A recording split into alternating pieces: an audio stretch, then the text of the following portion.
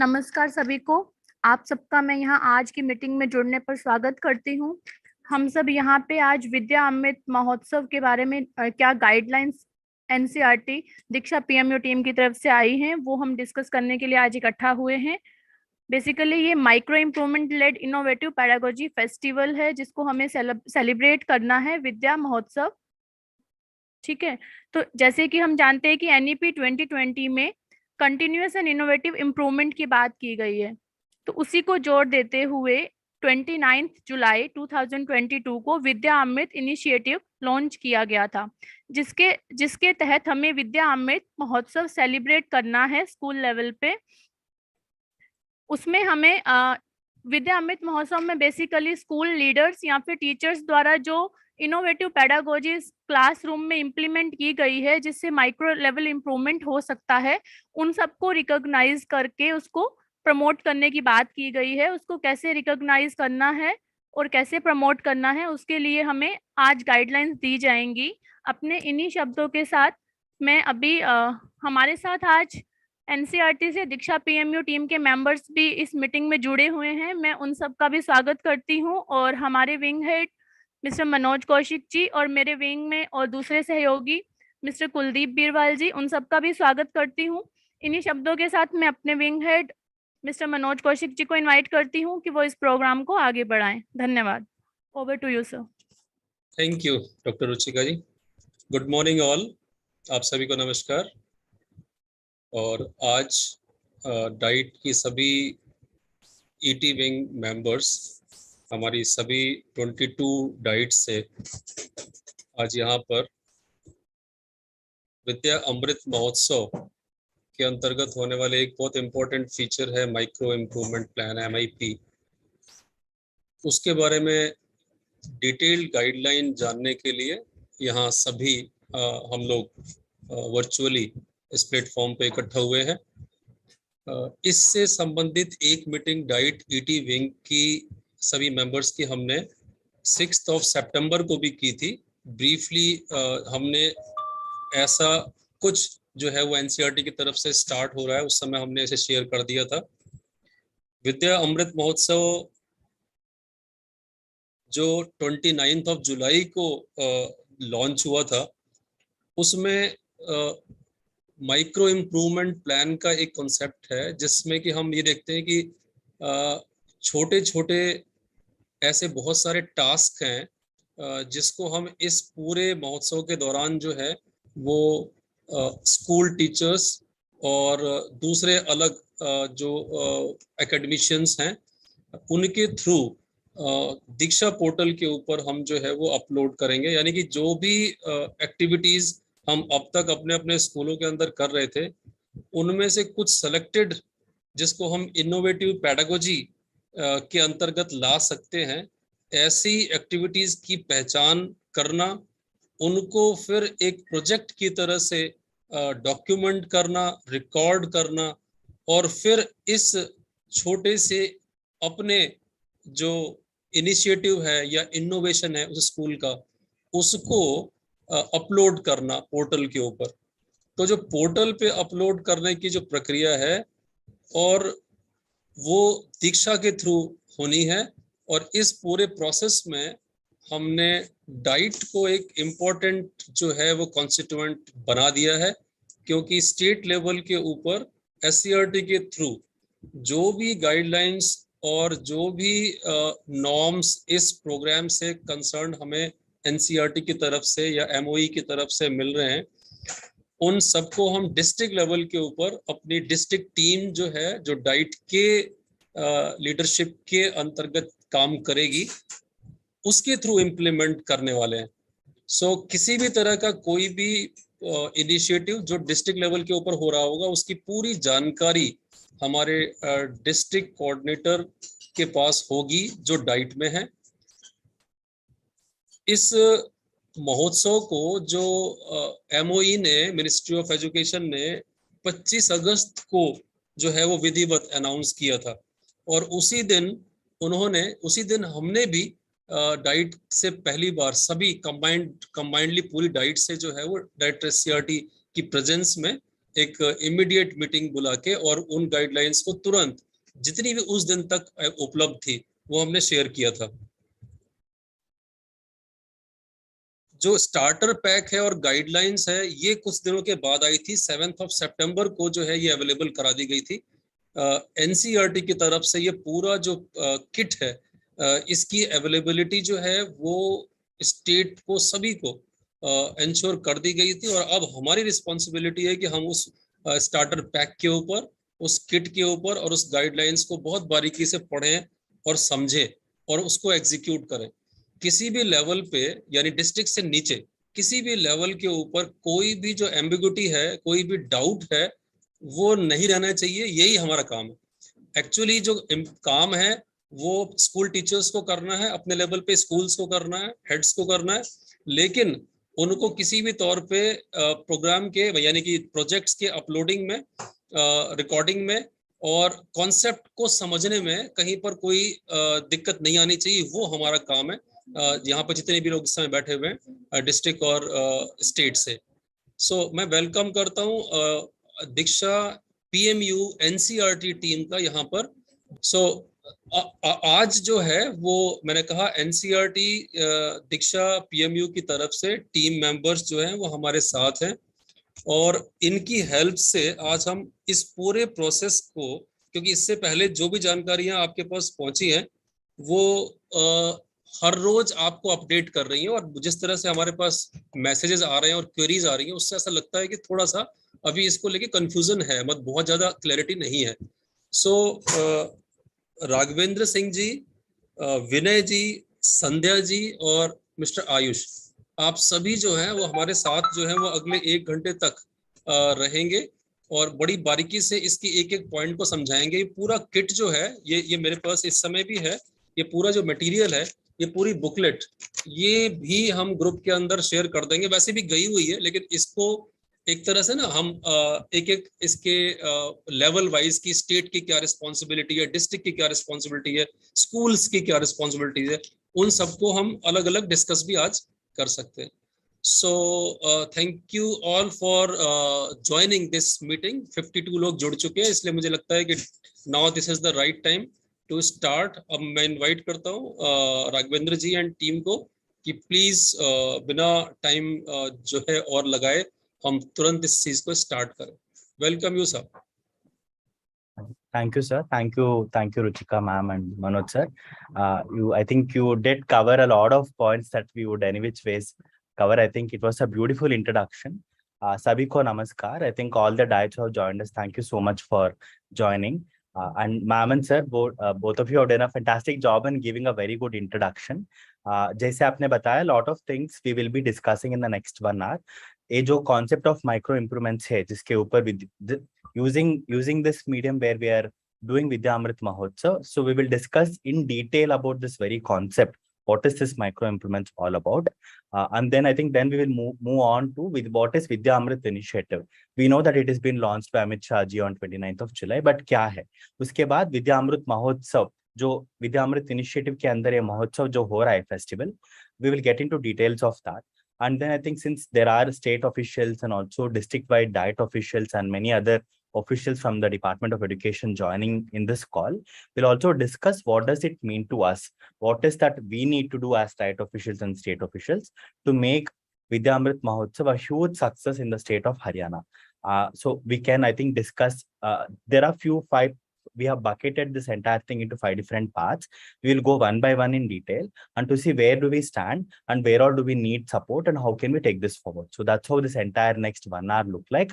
I would request now Sandhya and Ayush to take this forward from here. Thank you, Vinay. नमस्कार आप सभी को। Manoj sir, ma'am, आप लोगों ने काफी अच्छे से ऑलरेडी एक एक्सपेक्टेशन सेटिंग कर दिया है।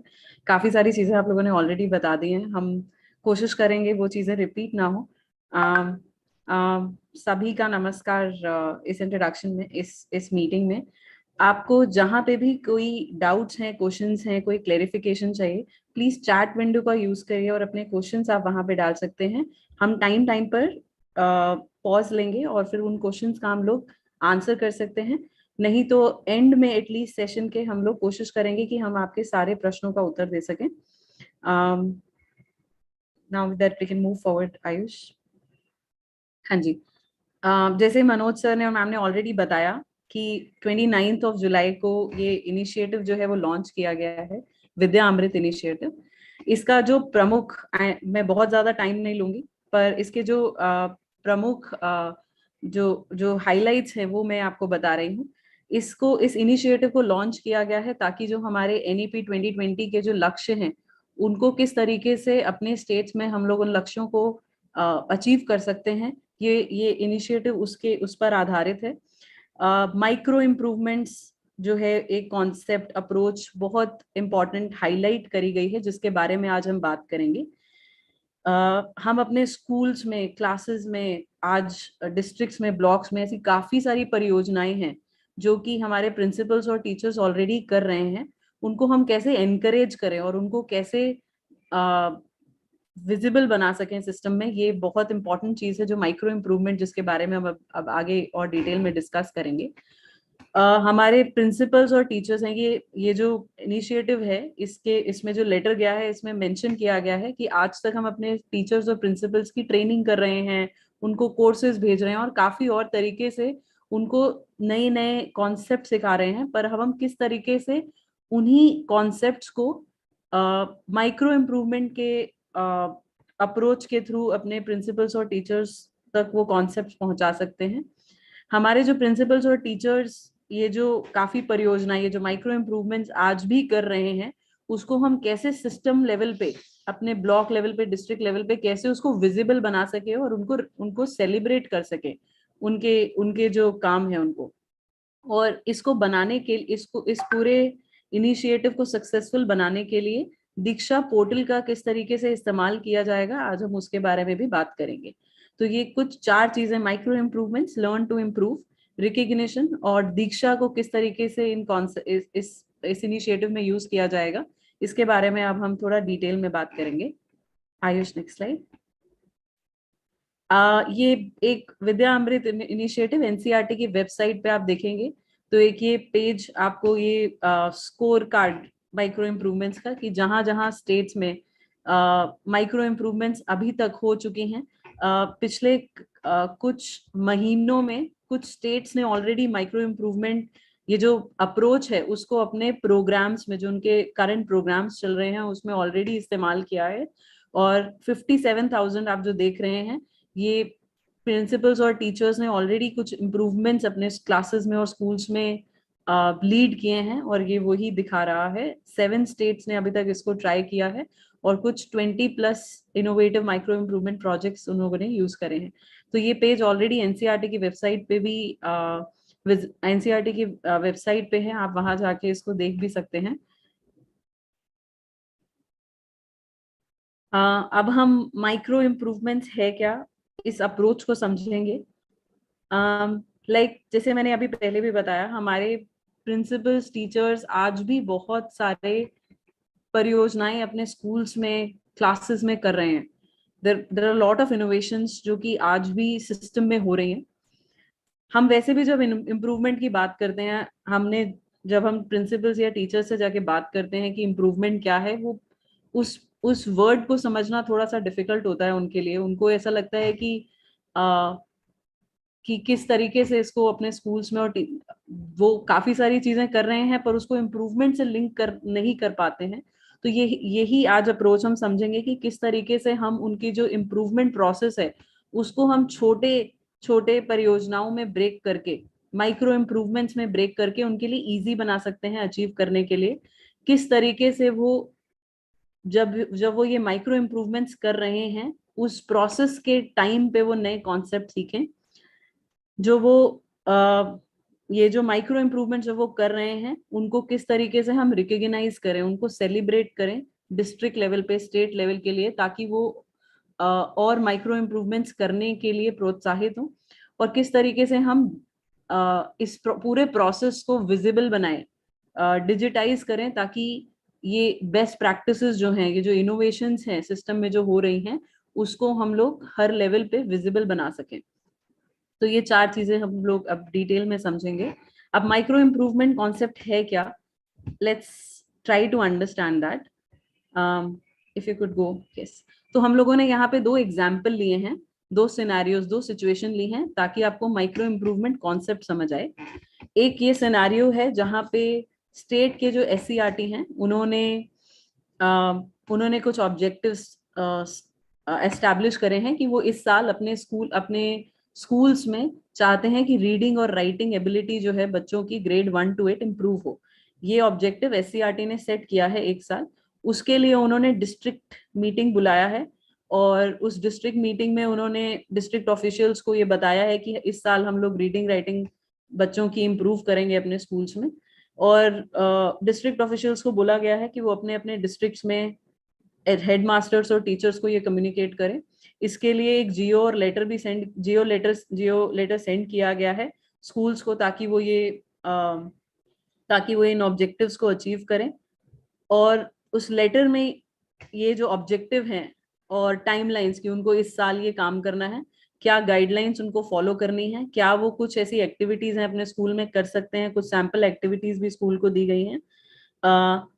ये सब चीजें जो हैं वो जियो लेटर में स्कूल्स को भेजी गई हैं। ये एक पहला सिनेरियो है जो कि SCERT ने अब एक प्रदेश में इम्प्लीमेंट किया है।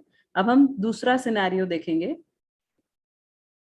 अब एक दूसरे स्टेट के प्रदेश के SCERT हैं, उन्होंने भी यही ऑब्जेक्टिव डिफाइन किया है कि इस साल वो अपने स्कूल्स में रीडिंग और राइटिंग एबिलिटी बच्चों की इम्प्रूव करेंगे।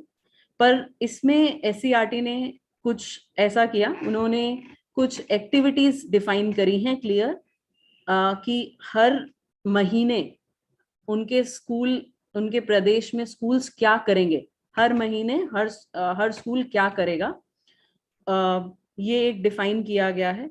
उसको उन एक्टिविटीज को एक सीक्वेंस में लिखा गया है कि इस महीने ये एक्टिविटी होगी, उसके बाद ये एक्टिविटी होगी, उसके बाद ये एक्टिविटी होगी स्कूल्स में। उसके बाद हर एक्टिविटी को करने के लिए क्या क्या नए कॉन्सेप्ट हमारे प्रिंसिपल्स और टीचर्स को सीखने पड़ेंगे, वो साथ में अटैच किए गए हैं।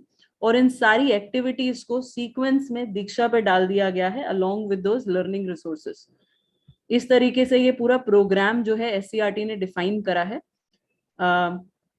अब उन्होंने उसके बाद डिस्ट्रिक्ट मीटिंग बुलाई है, सारे ऑफिशियल्स को बुलाया जहाँ पे ऑब्जेक्टिव बताया गया है। ये सारी एक्टिविटीज जो है वो दिखाई गई हैं जो एक के बाद एक करनी है और इन एक्टिविटीज को डिस्ट्रिक्ट ऑफिशियल्स को ओरिएंट किया गया है। उसके बाद यही अब डिस्ट्रिक्ट लेवल ऑफिशियल्स जो हैं वो हेडमास्टर्स और टीचर्स को ये एक्टिविटीज दीक्षा पे दिखाएंगे। और फिर एक जियो लेटर भी भेजा गया है जहाँ पे ये पूरा इंफॉर्मेशन प्रेजेंट है और उस लेटर में प्रोग्राम के डिटेल्स, प्रोग्राम के लिंक्स दीक्षा के और ऑब्जेक्टिव्स भेजे गए हैं। इस तरीके से ये सेकंड सिनेरियो में SCERT ने काम किया है। आई होप ये 2 सिनेरियोज आपको समझ आ गए हैं। अब मेरा जो प्रश्न है आप सबसे, आप लोगों ने ये दोनों सिनेरियो देखे जो 2 अलग प्रदेशों में फॉलो किए गए हैं, आपको क्या लगता है कौन से सिनेरियो में जो प्रोग्राम है वो ज्यादा सक्सेसफुल होगा और क्यों? आप अनम्यूट करके अपने रिस्पॉन्सेज, 1 से 2 रिस्पॉन्सेज हम लोग ले सकते हैं। अगर कोई डाइट ऑफिशियल कोई भी शेयर करना चाहता है प्लीज अनम्यूट करके रिस्पॉन्ड करिए। Thank you ma'am. Doctor Seema saying 2 is more specific. Doctor Seema आप अनम्यूट करके बताना चाहेंगी क्यों, आपको ऐसा क्यों लगता है कि सिनेरियो 2 ज्यादा इफेक्टिव रहेगा? यस मैम, सिनेरियो 2 में क्योंकि वो काफी क्लैरिटी है कि एक्टिविटीज डिजाइन की जाएंगी, उनको दिखाया जाएगा, क्योंकि जब तक सामने डेमो दिखाई नहीं देता लोगों को समझने में दिक्कत आती है, सिर्फ लेटर भेज देने से नहीं चलता है। तो वो अगर हम एक्टिविटी उन्हें दिखाते हैं, एक्टिविटीज डिफाइन कर देते हैं प्रॉपर्ली, तो उसी के ऊपर वो और काम कर सकते हैं, उसे मॉडिफाई कर सकते हैं और अपनी एक्टिविटीज भी डिजाइन कर सकते हैं, उनको एग्जाम्पल मिल जाता है उससे। तो this is going to be more effective. Thank you so much ma'am. आपने एक बहुत इंपॉर्टेंट एलिमेंट बोला, विजिबिलिटी। अब उनको दिखाई दे रहा है कि उनको क्या करना है और उनके लिए इजी है, एक गाइडेंस मिल रहा है कि मैं क्या कर सकता हूँ और इसको मॉडिफाई करके मैं और इसके ऊपर क्या बिल्ड कर सकता हूँ, वो भी उसमें समझ आ सकता है। Thank you so much ma'am. Any other response? Ma'am good morning. हाँ जी सर। मैम सिनेरियो 2 में ये चीज क्लियर कर दी गई है कि हमें किस तरह से काम करना है और यदि टेस्ट हम आयोजित कराते हैं स्कूल्स में तो टीचर्स को ये भी नॉलेज हो जाती है कि स्टूडेंट्स कहाँ स्टैंड कर रहे हैं। कई बार फ्लो में चलता रहता है, कई सेशंस के बाद पता चलता है कि बच्चे इतना कंसिडर नहीं कर पा रहे हैं। हाँ जी, तो क्योंकि दिखाई दे रहा है तो आप बोल रहे हैं कि मैं मेजर कर पा रहा हूँ कि मेरे बच्चों ने एक महीने हर महीने की एक्टिविटीज हैं, तो हर महीने के बाद मैं मेजर कर सकती हूँ कि कितना डिफरेंस आया है, वर्सेस मैं पूरे साल प्रोग्राम करती रहूं और उसके बाद मेजर करूं कि कितना इम्पैक्ट बच्चों के ऊपर क्रिएट हुआ है। थैंक यू हाँ so ma'am, much Ranjan sir. ये ठीक रहता है मैम, बिल्कुल। हाँ जी, थैंक यू सर। ठीक है, तो ज्यादा टाइम ना लेते हुए मैं आगे जाऊंगी। Ayush, if you could go to the next slide. जैसे कि आप सबने बोला, आपने भी बोला कि हम लोगों ने सिनेरियो 2 शायद ज्यादा इफेक्टिव है, क्योंकि मैंने अपने पूरे प्रोग्राम को, ऑब्जेक्टिव्स को एक्टिविटीज में ब्रेक डाउन कर दिया है, जो कि टैंजिबल है, जो कि दिख रही है, और स्कूल प्रिंसिपल्स और टीचर्स के लिए थोड़ा इजी हो जाएगा, उनको गाइड करेगा कि वो क्या कर सकते हैं और इसके ऊपर कैसे बिल्ड कर सकते हैं।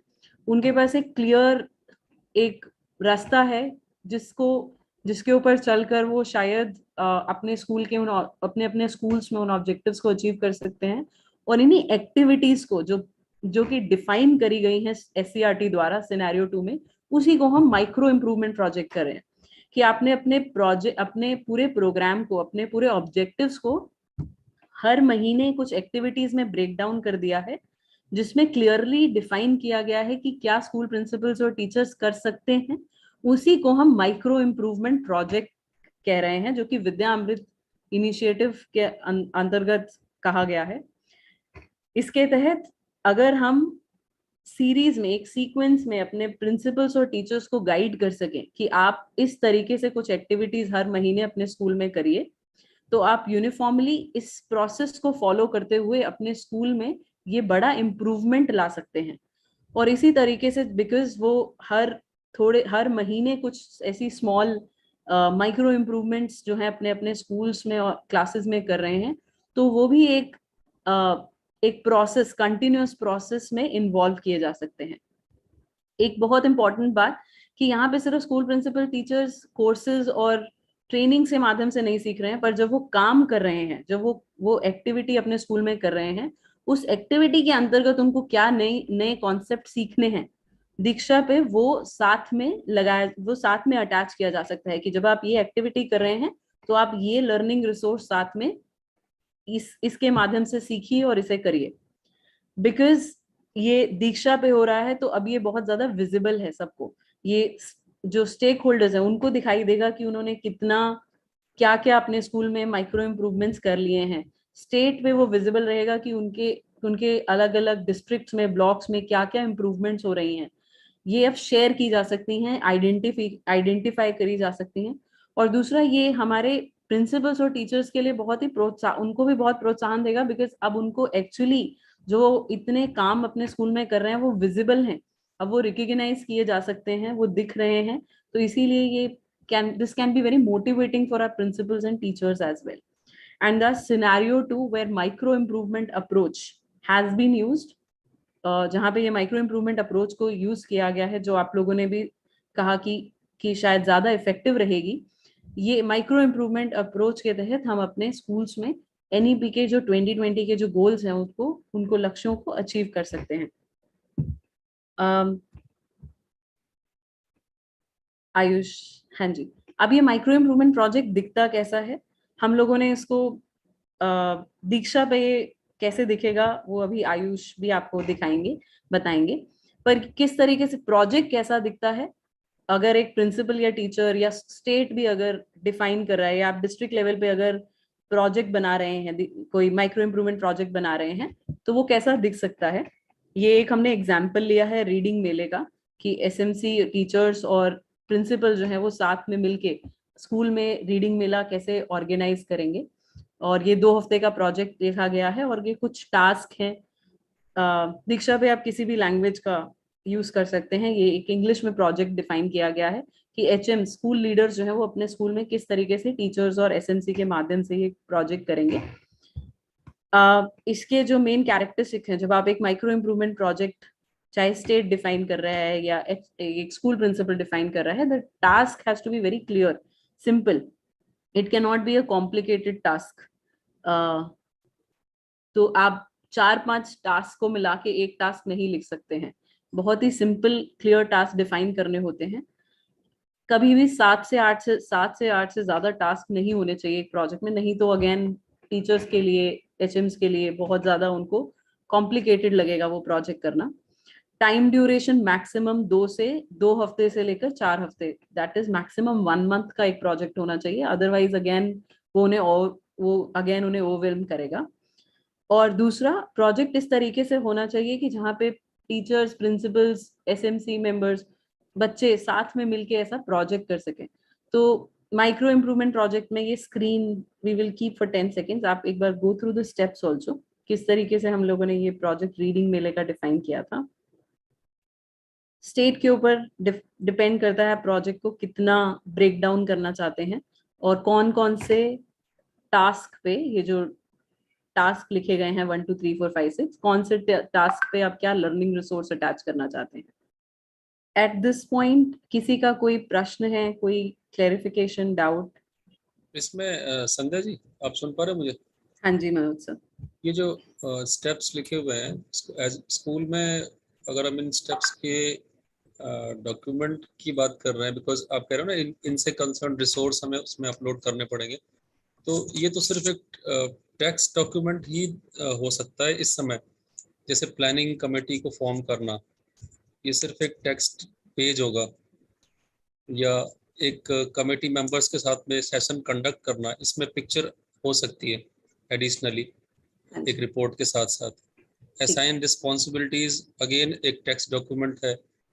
Discuss with teachers and identified list of activities which children can showcase in the event, again it's a list or document। so यही है ना एक्सपेक्टेशन कि ऐसे ही डॉक्यूमेंट अटैच करें हम।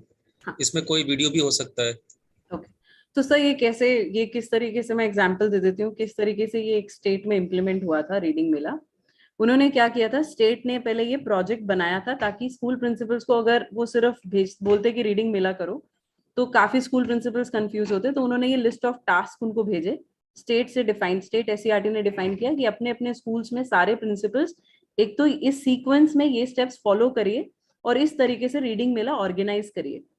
अब जब उन्होंने ये रीडिंग मेला, अब सबके पास एक यूनिफॉर्म इन्फॉर्मेशन है कि हर स्कूल में पहले एक प्लानिंग कमेटी बनेगी, हर स्कूल में उसके बाद उस प्लानिंग कमेटी का ओरिएंटेशन होगा जिसमें सबके रोल्स डिफाइन होंगे। तो सर ये हर स्कूल में किस तरीके से इस प्रोजेक्ट को, पहले तो ये था कि स्टेट ने ये स्टेप्स डिफाइन करे और ये उनको दीक्षा पे ये विजिबल कराए गए। अब हर स्कूल प्रिंसिपल ने जब इस प्रोजेक्ट को किया, अब किस तरीके से वो प्रोजेक्ट पे होता है वो अभी आयुष डिटेल में बताएंगे। जब वो कर रहे हैं, फर्स्ट एक स्कूल प्रिंसिपल्स और टीचर्स को हर पूरे स्टेट में यूनिफॉर्मली पता है कि उनको किस तरीके से ये प्रोजेक्ट को इम्प्लीमेंट करना है। सब स्कूल्स में प्लानिंग कमेटी बनेगी, सब स्कूल्स में फिर ओरिएंटेशन होगा, सब स्कूल, हर स्कूल अपने अपने स्कूल में मेंबर्स की एक्टिविटीज डिफाइन करेगा, लिस्ट बनाएगा, तो ये एक उनको क्लैरिटी मिला। उसके बाद जब प्रिंसिपल्स और टीचर्स ने जब इसको किया, साथ ही अब हर टास्क में जाके वो क्या कर रहे हैं, वहां पे एक एविडेंस, या तो अगर कोई लर्निंग रिसोर्सेज है कि प्लानिंग कमेटी कैसे ऑर्गेनाइज करनी है, स्टेट ने वो भी दिया है, वो लर्निंग रिसोर्स देखेंगे। साथ में वो उस प्रोजेक्ट का जब वो टास्क कर लिया, उस टास्क को करने के बाद अगर कोई फोटोज हैं, वीडियोज हैं, सेशन प्लान है, वो एज एन एविडेंस वहां पे, एज अ फाइल वहां पे अटैच करेंगे और फिर उस स्टेटस, उस प्रोजेक्ट को कंप्लीट, उस टास्क को, वहां पे एक ऑप्शन होता है कंप्लीट करने का कि मैंने ये टास्क अपने स्कूल में कर लिया है। तो स्कूल प्रिंसिपल्स, टीचर्स यही कर रहे हैं इस प्रोजेक्ट के तहत रीडिंग मेला। विद्या अमृत महोत्सव में वो कैसे हो रहा है वो भी हम अभी डिटेल में जाएंगे, पर ये एक एग्जाम्पल है जहाँ पे स्टेट एक प्रोजेक्ट दे रहा है टीचर्स और प्रिंसिपल्स को अपने अपने स्कूल्स में, क्लासेस में करने के लिए। विद्या अमृत महोत्सव थोड़ा सा कॉन्सेप्ट, इसी अप्रोच को कैसे यूज किया गया है बेस्ट प्रैक्टिस के लिए, वो हम अभी डिटेल में जाएंगे तो वो भी क्लियर हो जाएगा। संध्या जी, हमारे यहाँ ना हरियाणा में ये रीडिंग मेला जो है लास्ट ईयर नवंबर दिसंबर में सभी स्कूलों में ऑर्गेनाइज हुआ था। मतलब ये एक सर्कुलर सभी जगह गया था और ये एज अ इवेंट जो है हर स्कूल में ऑर्गेनाइज किया था नवंबर दिसंबर मंथ में लास्ट ईयर। हाँ जी सर। और फॉर्चुनेटली मैं एज अ प्रिंसिपल एक स्कूल में था जिन्होंने ऐसे ही 6 के 6 स्टेप्स में उस प्रोग्राम को वहां पे ऑर्गेनाइज कराया था। हाँ जी, बट हाँ, बस ये था, ये प्रोग्राम ऐसे ही ऑर्गेनाइज हुआ था, लेकिन उस टाइम ये माइक्रो इम्प्रूवमेंट प्रोजेक्ट नहीं था और ना दीक्षा के ऊपर अपलोड करने का कोई ऐसा की डायरेक्शन थी। सो हाँ जी, ये डॉक्यूमेंट्स और ये चीजें जो हैं ये अवेलेबल हैं और बहुत सारे स्कूलों के पास आज भी अवेलेबल होंगी। हाँ सो ये जी, जो आपका एग्जांपल है ना, बड़ा हेल्प करेगा उनको कि इस तरह के बहुत सारे इवेंट स्कूल ऑलरेडी ऑर्गेनाइज कर भी चुका है और लगातार वो कर भी रहे हैं। exactly. सो अब वो एक प्रॉपर तरीके से डॉक्यूमेंट भी हो जाएंगे और उनके जो रिसोर्सेज हैं वो as a best practice upload हो जाएंगे। हाँ जी सर। तो सर विद्यामृत महोत्सव एग्जैक्टली वही है कि बहुत सारे प्रिंसिपल्स और टीचर्स आज ये माइक्रो इम्प्रूवमेंट्स कर रहे हैं, पर वो विजिबल नहीं हो रहा है किसी को, लोग आपस में सीख नहीं पा रहे हैं। तो किस तरीके से हम उनको एक माध्यम दे सकें जिससे वो शेयर कर सकें। दूसरा, जो जिन जिन लोगों को क्लैरिटी नहीं है वो उनसे सीख कर अपने अपने स्कूल्स में उसको एक्चुअली इम्प्लीमेंट कर सके। तो उसके बारे में हम अब आगे बात करेंगे। Thank you so much sir for sharing that's very helpful. और कोई क्वेश्चन या प्रश्न, आई मीन एनी डाउट, हम लोग नहीं तो आगे बढ़ सकते हैं। सर, जो अभी हमारी यूनिफॉर्म एक्टिविटीज चल रही हैं ऑलरेडी और वो इम्प्रूवमेंट के लिए काम कर रहे हैं, आप उनको भी अगर सभी स्कूल से यूनिफॉर्म वे में करवाना चाहते हैं या स्कूल्स ने कुछ अलग प्रैक्टिसेस को प्रमोट किया है among the teachers and children, तो वो भी इन प्रोजेक्ट्स के तहत इम्प्लीमेंट किए जा सकते हैं और सबमिट किए जा सकते हैं।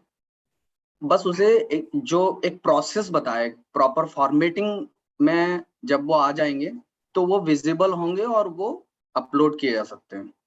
हाँ जी, करेक्ट राघवेंद्र जी, इसमें अच्छा आपने रिमाइंड करा दिया हमें। स्टेट ऐसा कर सकता है, यानी फ्रॉम SCRT या डाइट की तरफ से हम लोग ऐसा कर सकते हैं कि जी। 2021-22 में जितने भी ऐसे सर्कुलर्स जो इवेंट जी। ऑर्गेनाइज करने के थे वो जी। गए थे, मेरे पास बहुत सारे उसमें से अवेलेबल हैं और 22-23 में भी अभी भी कंटिन्यू है इस तरह के इवेंट, जिसके अंदर प्रॉपर एक गाइडलाइन के साथ और डायरेक्शन के साथ ऐसे ही स्टेप्स लिखे हुए होते हैं। उसके बाद स्कूल अपने लेवल पे कुछ कस्टमाइज भी करते हैं। तो हम कुछ ऐसे प्रोग्राम्स की लिस्ट सजेस्ट कर सकते हैं उनको कि आप अपना प्रोजेक्ट इनके ऊपर क्रिएट कर लें। उनको लिए बहुत आसान होगा बिकॉज वो already they are in process, वो उनके पास एक अमाउंट भी होता है खर्च करने के लिए। सो ये सब कुछ, और वैसे भी वो रिपोर्टिंग करते हैं तो ये डॉक्यूमेंट क्रिएट करते जरूर है, बट वो थोड़ा सा ज्यादा इस फॉर्म का होता है कि वो फाइल वर्क के लिए होता है, लेकिन अब जो है वो शोकेसिंग के लिए थोड़ा और भी अट्रैक्टिव बना सकते हैं वो इसको। फाइन, ठीक है। हाँ जी sir, it's a very good idea sir. Vidyamrit Mahotsav में ही आप किस तरीके से उस पूरे एस्पेक्ट को इंटीग्रेट कर सकते हैं, that's a very good idea.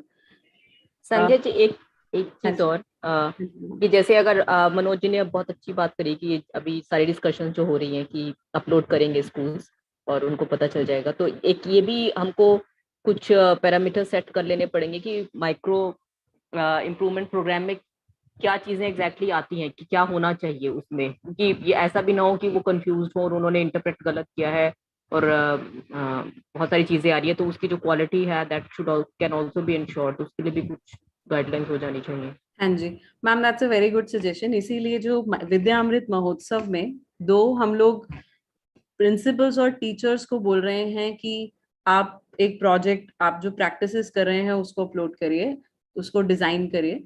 State का एक बहुत इंपॉर्टेंट, स्टेट और डाइट्स का बहुत इंपॉर्टेंट रोल रहेगा कि वो एक टेम्पलेट डिजाइन करें जो कि हेल्प करे प्रिंसिपल्स और टीचर्स को कि किस तरीके से उन्हें प्रोजेक्ट डिजाइन करना है, प्रोजेक्ट सोचना है, अगर वो ऑलरेडी कर रहे हैं उसको कैसे रिकॉर्ड करना है क्लियरली। तो वो टेम्पलेट बहुत इंपॉर्टेंट रहेगा जो अभी आयुष बात करेंगे कि किस तरीके से स्टेट एनेबल करेगा प्रिंसिपल्स और टीचर्स को कि वो सोच सकें माइक्रो इम्प्रूवमेंट प्रोजेक्ट है क्या एक्चुअली और कैसे उसको डॉक्यूमेंट करना है। आपके जो भी और प्रश्न हैं या क्वेश्चंस हैं आप please, yes, and Monika ma'am, आप more examples of such projects, हम लोग कुछ ऐसे एग्जांपल्स स्टेट के साथ शेयर कर सकते हैं। आफ्टर दिस कॉल हम एक लिस्ट शेयर कर सकते हैं जो कि बाकी स्टेट्स में इम्प्लीमेंट किया गया है, अगर if that helps you to understand the projects better.